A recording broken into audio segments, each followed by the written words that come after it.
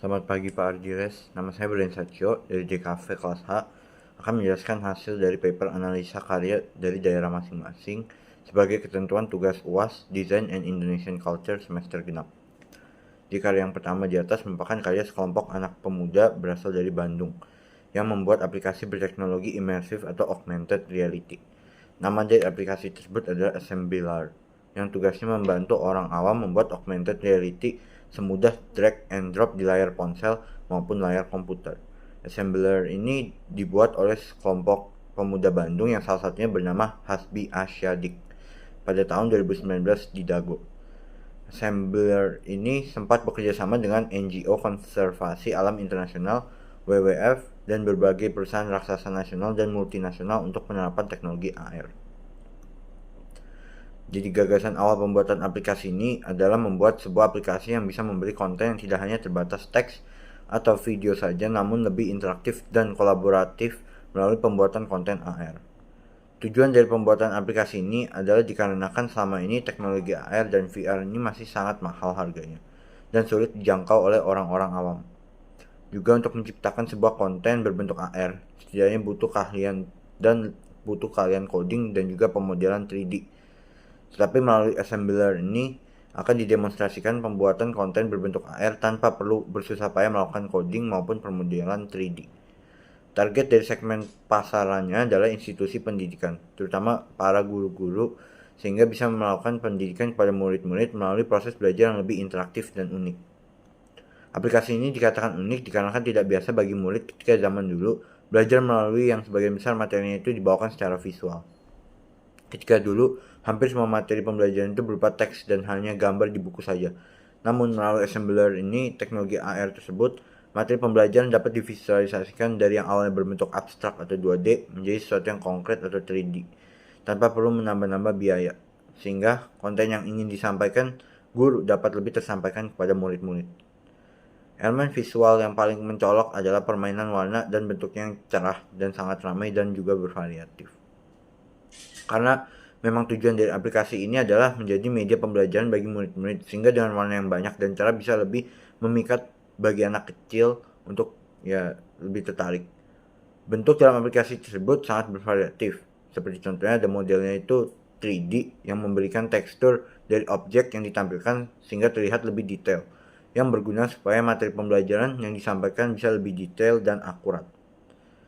Dianalisis menggunakan teori Gestalt, fitur-fitur dan ikon yang terdapat dalam aplikasi tersebut telah menerapkan prinsip yang salah satunya itu proximity, yaitu saat pengguna ingin memilih sebuah fitur yang berbayar maupun gratis dapat dengan mudah mengetahui harganya.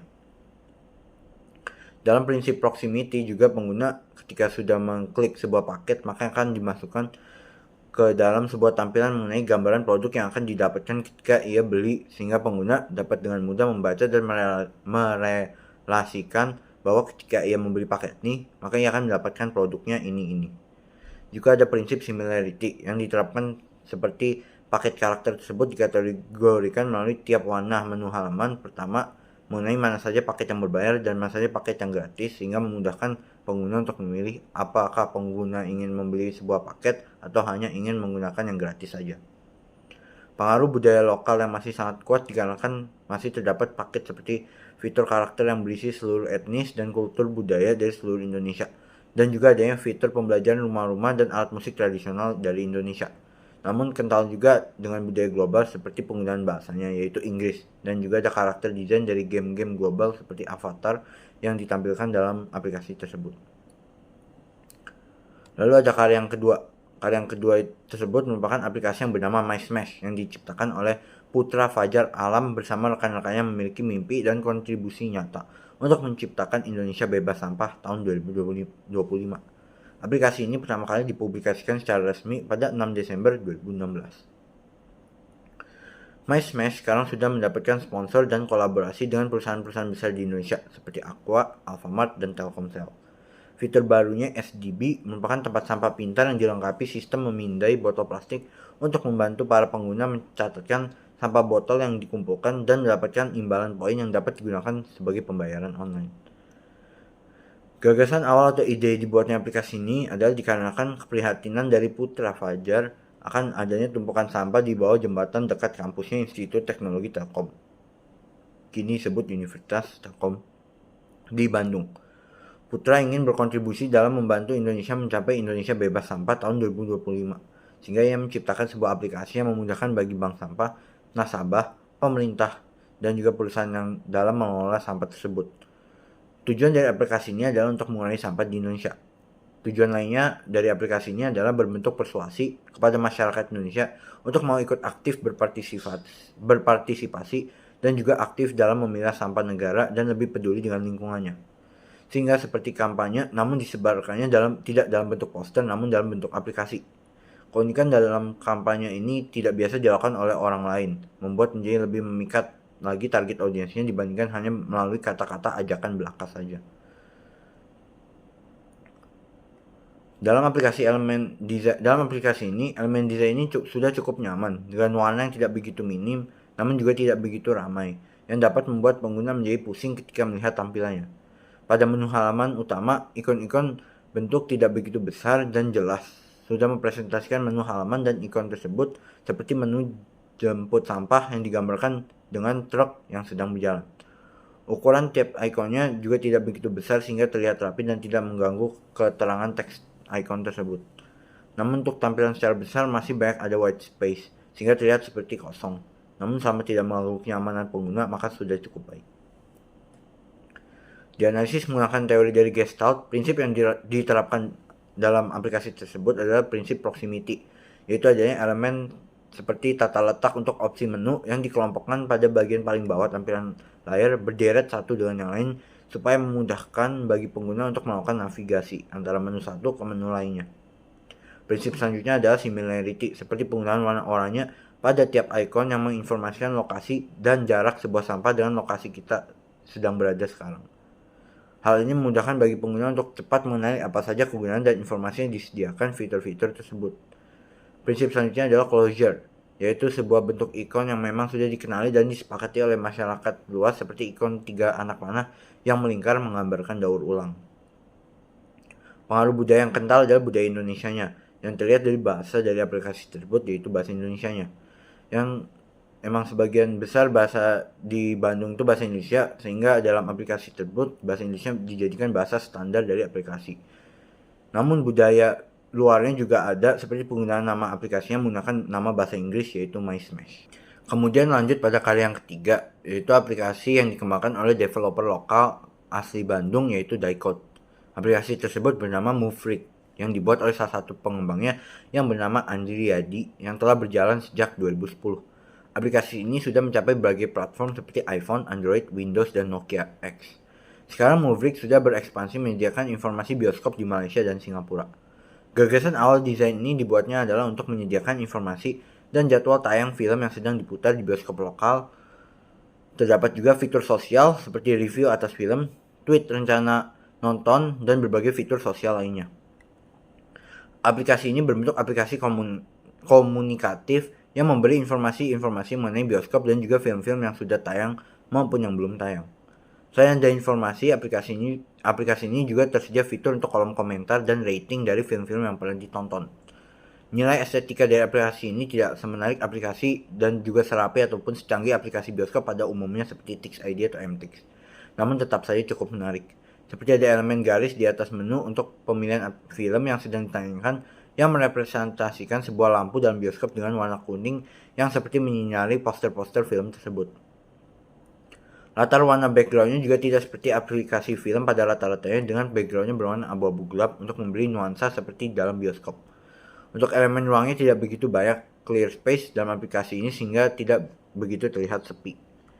Tujuan pembuatan dari aplikasi ini adalah untuk membantu para penggemar film untuk lebih mudah jika ingin menonton film dengan target pasangannya itu adalah anak-anak muda yang memang sering menonton film, suka nobar, ataupun pasangan yang ingin berkencan berdua sambil menonton film.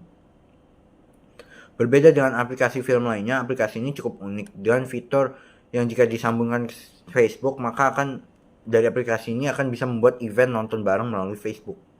Prinsip Gestalt yang paling banyak pada aplikasinya adalah prinsip proximity-nya, di mana tiap jadwal film yang sedang ditayangkan atau fitur pilihan lokasi bioskop semua dikelompokkan jadi satu masing-masing. Hal ini memudahkan bagi pengguna untuk menavigasi dengan cepat dan dalam menentukan pilihan film, jadwalnya, dan tempat bioskopnya. Untuk prinsip selanjutnya yaitu similarity yang sangat terlihat ketika pemilihan kursi untuk penonton, di mana kursi tersebut dengan berwarna hijau yang sama dengan satu dengan yang lainnya mengindikasikan bahwa kursi tersebut masih tersedia untuk dipesan.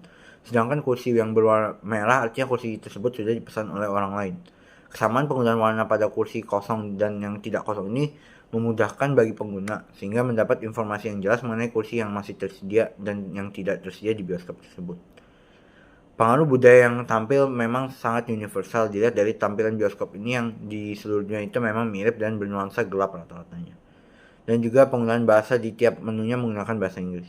Namun pengaruh budaya lokal terletak pada tampilan poster-poster film Indonesia membanjiri aplikasi ini. Dikarenakan aplikasi ini tidak hanya menayangkan film-film terkenal di luar negeri saja, namun film-film indie karya anak bangsa juga ditampilkan. Berlanjut ke aplikasi yang selanjutnya, yaitu aplikasi belajar. Yang aplikasi ini didirikan oleh seseorang bernama Belva De Vera dan dua orang bernama Belva De Vera dan Iman Usman pada April 2014 di Jakarta. Aplikasi ini bernama Ruang Guru, yang merupakan aplikasi belajar secara online dengan guru-guru dari seluruh Indonesia yang menjadi tutor belajar, dan juga terdapat materi-materi lengkap untuk belajar secara mandiri. Aplikasi ini juga telah dipercayai untuk bermitra dengan 32 dari 34 pemerintah provinsi dan 326 pemerintah kota dan kabupaten di Indonesia. Gagasan awal aplikasi ini dibuat adalah berawal dari kesulitan Iman ketika mencari tutor GRE untuk persiapan kuliah S2 di Amerika. Informasi yang didapatkan masih kurang pasti dan tidak begitu valid, sehingga Iman berpikir, mengapa tidak ada platform yang menyediakan informasi belajar sesuai kebutuhan masing-masing, sama seperti konsepnya layanan belanja online namun versinya belajar. Melalui Ruang Guru juga semua orang dapat mendapatkan hak dan akses pendidikan berkualitas secara merata. Aplikasi ini berbentuk aplikasi komunikatif yang bertujuan memberi informasi mengenai materi-materi pembelajaran secara luas di segala bidang materi. Untuk elemen desainnya benar-benar sangat ramai, dimulai dari elemen bentuk yang sangat bervariatif seperti ikon glass beaker untuk ikon pelajaran kimia, ikon tanah untuk pelajaran seperti edafologi, dan lainnya. Elemen warnanya juga bervariasi seperti di paket materi pembelajaran IPA untuk mata pelajaran kimia menggunakan warna oranye, biologi menggunakan warna hijau, dan fisika menggunakan warna merah. Dan penggunaan warna yang bervariatif inilah yang membuat aplikasi ini menjadi memiliki nilai estetika yang menarik. Cocok terutama dengan target pasarannya, yaitu sebagian besar adalah anak-anak kecil yang masih bersekolah sampai anak muda seperti SMA dan kuliah.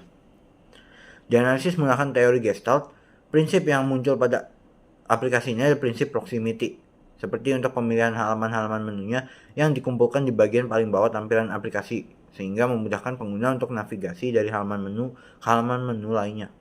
Prinsip selanjutnya adalah continuity, di mana dalam aplikasi ini ketika sudah memilih materi pembelajaran maka akan ada seperti progres atau tantangan soal yang perlu diselesaikan untuk mencapai tahap-tahap berikutnya, dengan urutan yang tertera secara vertikal di sebelah kiri aplikasi untuk menjadi sumber informasi bahwa kita sudah sampai mana belajarnya.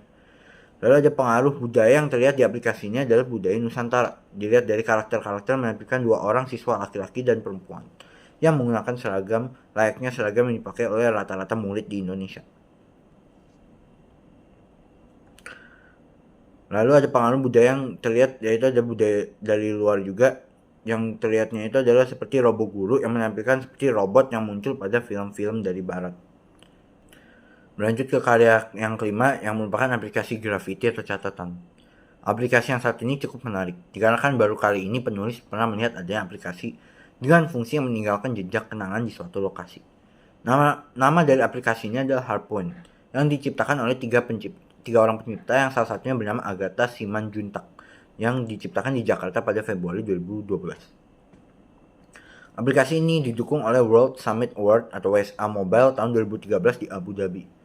Gagasan awal dibuatnya aplikasi ini adalah Agatha ingin menciptakan sebuah aplikasi yang bisa memberi cerita dari sebuah benda mati seperti lokasi-lokasi yang di situ memiliki banyak kenangan atau cerita. Melalui aplikasi Hardpoint ini, kita bisa meninggalkan jejak atau harp atau virtual tag sehingga ada cerita atau sekedar memberi simbol bahwa kita pernah berada di sana. Sehingga lokasi atau benda mati tersebut menyimpan kisah yang bisa diceritakan kepada kita maupun orang lain yang berada di sana. Make Space Talk dikutip dari Agatha. Aplikasi berbentuk aplikasi komunikatif ini dapat dilakukan antar sesama. Dengan aplikasi ini kita tidak secara langsung berkomunikasi, namun bisa meninggalkan pesan untuk orang lain nanti bisa melihatnya juga. Begitupun sebaliknya kita bisa melihat pesan yang sudah ditinggalkan orang lain di lokasi tersebut. Nilai estetika pada aplikasi ini kurang cukup muncul dikarenakan aplikasi ini masih terkesan monokrom dengan warna hitam putih dan juga abu-abu. Namun aplikasi ini cukup unik dikarenakan fungsi yang tidak biasa, namun cukup memikat juga untuk bagi orang yang penasaran dan ingin menggunakannya. Tujuan dibuatnya aplikasi ini adalah untuk orang-orang meninggalkan jejak digitalnya pada suatu lokasi. Bisa itu dalam bentuk sebuah tab, memori, ataupun rating sebuah lokasi yang nantinya bisa dilihat oleh orang lain yang menggunakan aplikasi ini juga. Elemen yang paling banyak tampil di aplikasinya adalah elemen bentuk lingkaran yang menjadi ikon dari harp atau jejak. Dan juga ada 6 garis yang membentuk lingkaran dari besar ke kecil membentuk seperti radar untuk mendeteksi harp atau jejak yang berada di sekitar pengguna. Target dari sasaran aplikasinya adalah dikhususkan untuk turis atau blogger yang memang suka berkunjung ke tempat-tempat wisata lokal dan ingin menancapkan jejaknya. Di analisis menggunakan teori Gestalt, prinsip yang ada adalah similarity, di mana setiap harp atau jejak disimbolkan menggunakan ikon berbentuk lingkaran yang sama yang satu dengan yang lainnya sehingga memudahkan bagi pengguna untuk lebih mengerti arti dan ikon lingkaran tersebut. Prinsip selanjutnya adalah closure, di mana dengan lingkaran yang saling berdekatan dari kecil sampai besar itu membentuk sebuah donat yang berlapis-lapis mengindikasikan bentuk dari sebuah radar.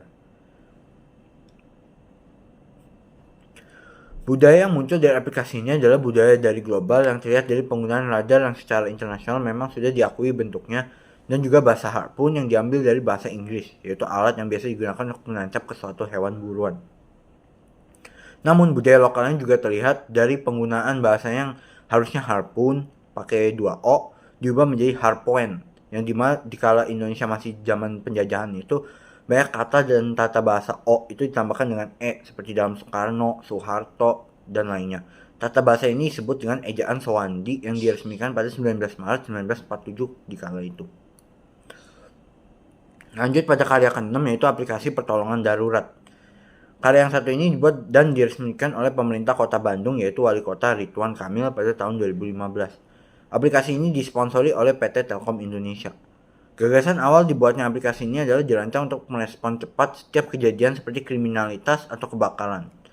Konsep gagasan ini juga sengaja dibuat dikarenakan Wali Kota Bandung, Ridwan Kamil, ingin menciptakan Bandung menjadi sebuah smart city. Karya ini berbentuk komunikatif untuk memberi informasi kepada warga bahwa untuk meminta pertolongan bantuan sekarang sudah lebih mudah dibandingkan ketika harus memasukkan nomor telepon darurat 112. Nilai estetika dalam aplikasi ini kurang begitu diperhatikan, karena kan aplikasinya lebih diutamakan fungsinya sebagai alat aplikasi tombol darurat. Namun walaupun tidak memiliki estetika, aplikasi ini cukup unik dikarenakan tidak ada pemerintah di daerah lain yang sudah menerapkan sistem tombol darurat ini kecuali di daerah Bandung. Sehingga menjadi sesuatu yang baru dan unik yang pemerintah Indonesia lakukan untuk mengubah Bandung menjadi smart city. Elemen desain yang ada yaitu bentuk lingkaran pada tengah tampilan aplikasi yang mengindikasikan dari tombol darurat tersebut.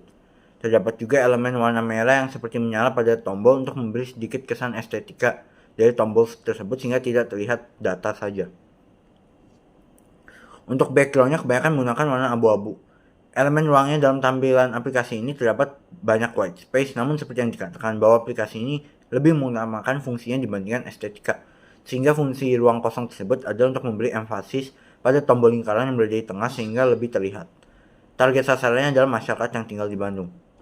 Di analisis menggunakan teori Gestalt, terdapat prinsip proximity, di mana tiap hal-hal yang tidak berhubungan dengan keperluan darurat ini dikumpulkan di bagian atas aplikasi, sehingga pengguna dapat lebih mudah melakukan navigasi jika ingin melakukan suatu panggilan darurat supaya tombol bantuan tidak terklik secara tidak sengaja. Budaya yang tampil pada aplikasi tersebut lebih kepada desain yang seperti aplikasi yang bernama Zello, yang biasa digunakan untuk walkie-talkie yang dipakai secara global. Untuk kandungan budaya lokal pada aplikasi ini terlihat pada pengaturan bahasa yang menggunakan bahasa Indonesia. Dikarenakan tujuan aplikasinya adalah untuk orang-orang lokal Bandung, sehingga penggunaan bahasa yang dipilih adalah bahasa Indonesia merupakan bahasa yang sebagian besar orang Bandung mengerti. Karya yang terakhir ini merupakan karya situs media sosial berbasis minat. Karya ini merupakan sebuah situs yang dibuat oleh 2 orang yaitu Denny Owe Wirianto dan co-foundernya yang lainnya yaitu Robin Marufi, yang didirikan di Jakarta pada 14 November 2012. Nama dari situs ini adalah MindTalk. MindTalk juga memiliki aplikasi yang platformnya itu didukung dalam iOS, Android, BlackBerry, Windows Phone, dan Nokia. Gagasan awal situs ini dibuat adalah sebagai saluran bagi masyarakat Indonesia untuk menyalurkan minat dan menampung minat para penggunanya dalam bentuk sebuah channel. MindTalk juga membantu penggunanya untuk bisa berbagi pada komunitas pengembangan minat yang sama sehingga bisa saling mengapresiasi satu dengan yang lain, juga dapat menulis sebuah artikel. Situs ini berbentuk situs komunikatif yang bisa membangun komunitas positif antar sesama dan juga memberi informasi-informasi mengenai artikel maupun minat bakat yang tertampung. Nilai estetika dalam situs ini terlihat dari pajangan karya-karya dari penggunanya, setiap karya fotografi yang bervariatif. Ditambah lagi penempatan tiap fitur yang tertata rapi sehingga membuat nyaman bagi penggunanya untuk melihat halaman situs tersebut. Elemen desain yang mencolok adalah elemen bentuk persegi panjang yang membatasi tiap halaman dari situs tersebut sehingga tersusun secara rapi. Juga pada situs ini terdapat warna yang tampil, masih banyak yang polos, namun ditambah lagi ada kesan white space yang banyak di pada bagian kanan dan kirinya sehingga terkesan seperti situs ini itu sepi. Namun walaupun begitu, hal tersebut tidak begitu mengganggu pengalaman dari si pengguna. Hanya saja bila dikembangkan lagi desainnya mungkin akan terlihat lebih menarik. Target sasaran dari situs ini adalah masyarakat dari seluruh Indonesia yang tertarik untuk mengekspresikan minat mereka atau hanya sekedar mau membaca artikel ataupun mencari inspirasi foto. Teori Gestalt yang muncul adalah prinsip proximity yang dapat dilihat dari pengelompokan halaman-halaman situs tersebut pada bagian kanan dari tampilannya untuk mempermudah bagi pengguna melihat pilihan tema apa saja yang tersedia dalam situs tersebut. Prinsip lainnya adalah similarity yang terlihat dari pilihan tiap tema menu minat semuanya menggunakan tanda hashtag atau pagar supaya mempermudah pengguna membedakan kegunaan dari tiap fitur yang ada di situs tersebut. Prinsip selanjutnya adalah simetri yang terlihat dari pengelompokan tiap halaman yang rapi sehingga enak dilihat oleh pengguna, juga mempermudah dalam navigasi situs. Pengaruh budaya yang tampil adalah budaya dari luar negeri. Dilihat dari penggunaan nama situs tersebut menggunakan nama bahasa Inggris yaitu MindTalk yang artinya pikiran berbicara. Budaya lokal yang tampil dalam situs terlihat dari fotografi yang banyak tampil dari situs tersebut adalah hasil fotografi dari fotografer lokal yang menampilkan kuliner dari lokal dan juga keindahan dari negeri Indonesia. Itu saja untuk presentasi analisa karya dari daerah masing-masing untuk ketentuan tugas UAS semester genap ini. Terima kasih Pak Ardiles dan sampai jumpa.